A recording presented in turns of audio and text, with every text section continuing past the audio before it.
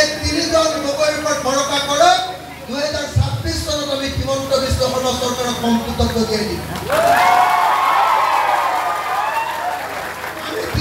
তিনি গগৈ মানে সকলো জাতি লগ হ'ল তিনি গগৈ মানে সকলো জাতীয়তাবাদী মানুহ লগ হৈ তিনি গগৈ মানে অসমৰ সকলো জাতি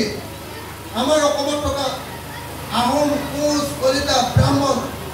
নগা সিংহ গোৰ্খা যিমান জাতি আছে ৰাভা বড়ো কছাৰী যিমান জাতি আছে সকলোকে আমি প্ৰতিনিধিত্ব কৰোঁ আমি বিজেপিৰ নিচিনাকৈ বৰ্ণবাদী সাম্প্ৰদায়িক ৰাজনীতিত বিশ্বাস নকৰোঁ আমি সকলোকে লগত লৈ ঐক্যবদ্ধভাৱে অসমখন নতুনকৈ কৰিব খোজোঁ আৰু হিমন্ত বিশ্ব শৰ্মাৰ ভেলকি বাজি আমি অসমৰ পৰা কঢ়িয়াই পেলাব খোজোঁ গতিকে যদি সঁচাকৈ আপোনালোকে মোক ভাল পায় মই হাতযোৰ কৰি অনুৰোধ কৰিছোঁ আপোনালোকে লুৰিণ তুলি গগৈক ভোট দিয়ক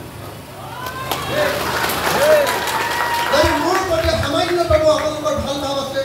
মই প্ৰত্যেকটো জাতিৰ মানুহক অনুৰোধ কৰিছোঁ আপোনালোকে লুৰিণ তুলি গগৈক ভোট দিয়ক লুৰিণ তুলি গগৈয়ে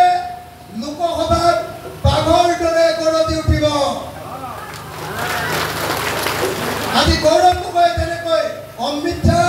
আৰু নৰেন্দ্ৰ মোদীৰ সন্মুখত বাঘৰ দৰে গৰজি উঠিছে গৌৰৱ গগৈৰ লগত যদি লুৰিণ তুলি গগৈ থাকে তেতিয়াহ'লে অসমীয়া ল'ৰাই ভাৰতৰ সংসদখন দখল কৰি পেলাব পাৰিব লাগে নে নালাগে লাগে নে নালাগে লাগে নে নালাগে এতিয়া আমাৰ লুৰিণ তুলি আৰু গৌৰৱ গগৈ লোকসভাত দপদপাই নৰেন্দ্ৰ মোদীক ক'ব পাৰিব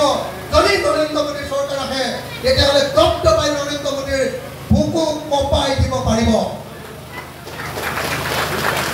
আৰু মই আপোনালোকক নিশ্চয়তা প্ৰদান কৰি থৈ যাওঁ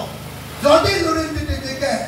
আৰু যদি আমাৰ কংগ্ৰেছৰ আৰু ইণ্ডিয়াৰ চৰকাৰ হয় তেতিয়াহ'লে লুৰিণ তুলি গগৈ আমাৰ বিৰোধী ঐক্য মঞ্চৰ তৰফৰ পৰা ভাৰত চৰকাৰত এটা কেবিনেট মন্ত্ৰী পদ দিবৰ কাৰণে আমি ইতিমধ্যে দাবী কৰিছোঁ আমি লুৰিণ তুলি গগৈ ভাৰতৰ কেন্দ্ৰীয় মন্ত্ৰী হিচাপে চাব আমি লুৰিণ তুলি গগৈ ভাৰতৰ বিৰোধী ঐক্য মঞ্চ 16টা দলৰ পৰা একেলগে তেওঁক ভাৰতৰ কেন্দ্ৰীয় মন্ত্ৰী পাতিবৰ কাৰণে ইতিমধ্যে ৰাহুল গান্ধী আৰু জিতেন্দ্ৰ সিঙৰ ওপৰত আমি ইতিমধ্যে দাবী উত্থাপন কৰিছোঁ আমি কৈছোঁ যে ডিব্ৰুগড়ৰ পৰা আমি ইণ্ডিয়াক এটা চিট দিম লুৰিণ তুলি গগৈক জিকাই দিম আৰু ইণ্ডিয়াই আমাক এটা কেবিনেট মন্ত্ৰীৰ পদ দিব লাগে নে নাই সঁচাকৈ আপোনালোকে লুৰিণ তুলিক জিকাব নে নিজিকায় সঁচাকৈ জিকাব নে নিজিকায় সঁচাকৈ জিকাবনে সঁচাকৈ জিকাবনে ভোট দিব কাক ভোট দিব কাক ভোট দিব কি চিনত ভোট দিব কি চিনত ভোট দিব কি চিনত ভোট দিব কি চিনত ভোট দিব কি চিনত লুৰিণ তুলিৰ বিপৰীতে যিজন মানুহ উঠিছে তেওঁ হ'ল নিমাতী কন্যা হয়নে নহয় সৰ্বানন্দ সোণোৱালে আপোনালোকে নিজে চাওক সৰ্বানন্দ সোণোৱালে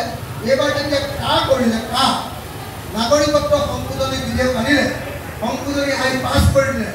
গোটেই অসমীয়া জাতিয়ে যেতিয়া ক'লে যে আমাক বিদেশী নালাগে সেই সময়ত সৰ্বানন্দ সোণোৱালে দিল্লীৰ ওচৰত চাৰেণ্ডাৰ কৰি দিলে তেওঁ অসমীয়া জাতিৰ বিৰুদ্ধে গ'ল নে নাই গ'ল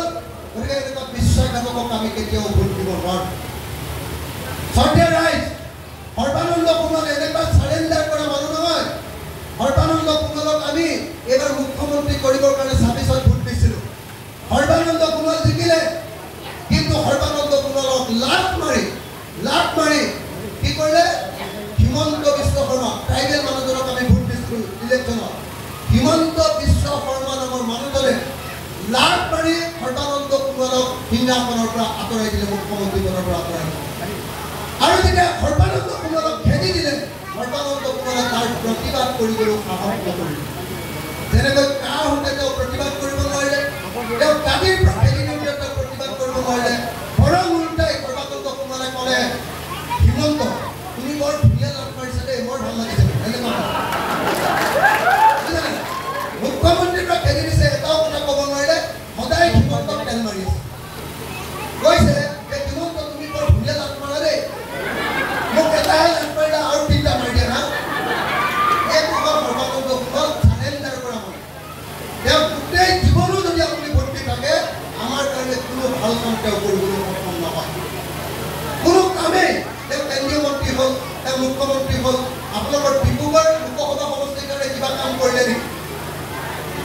কিবা কাম কৰিলে নেকি? তেওঁ জীৱনত সদায় কৈ আহিছিলে যে নামৰূপ সাৰ কাৰখানাৰ চতুৰ্থটো গোট তৈয়াৰ কৰিম।